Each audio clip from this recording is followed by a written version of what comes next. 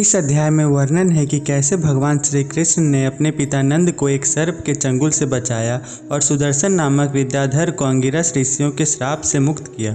एक दिन नंद महाराज और अन्य ग्वाल बाल अपने परिवार के सदस्यों को बैलगाड़ियों में बिठाकर भगवान शिव की पूजा करने अंबिका वन गए। सरस्वती नदी में स्नान करने और भगवान विष्णु के एक रूप भगवान सदाशिव की पूजा करने के बाद उन्होंने वन में रात बिताने का निर्णय लिया। जब वे सो रहे थे तभी एक भूखा सर्प आया और नंद महाराज को निगलने लगा।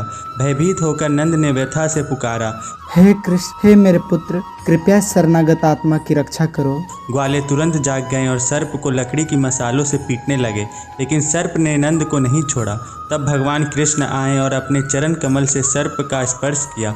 सर्प तुरंत अपने सरीसृप शरीर से मुक्त हो गया और अपने मूल देवता रूप में प्रकट हुआ। उसने उन्हें अपनी पूर्व पहचान के बारे में बताया और बताया कि कैसे उसे ऋषियों के एक समूह ने श्राप दिया था। फिर उसने श्री कृष्ण के चरण कमलों में प्रणाम किया और भगवान के आदेश पर अपने धाम को लौट गया। बाद में डोल पूर्णिमा उत्सव के दौरान श्री कृष्ण और बलदेव ने वर्ज की युवतियों के साथ वन में लीला का आनंद लिया। बलदेव और कृष्ण की सखियां एक साथ मिलकर उनके दिव्य गुणों का गान करने लगी।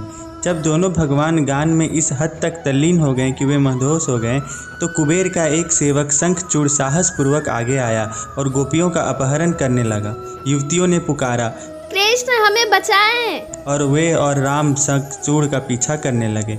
डरो मत, कृष्ण ने गोपियों को पुकारा। भगवान के भय से शंखचूड़ गोपियों को छोड़कर अपनी जान बचाने के लिए भागा।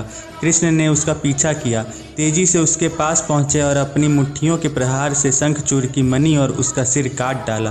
फिर कृष्ण ने मणि वापस लाकर भगवान बलदेव को भेंट कर दिया।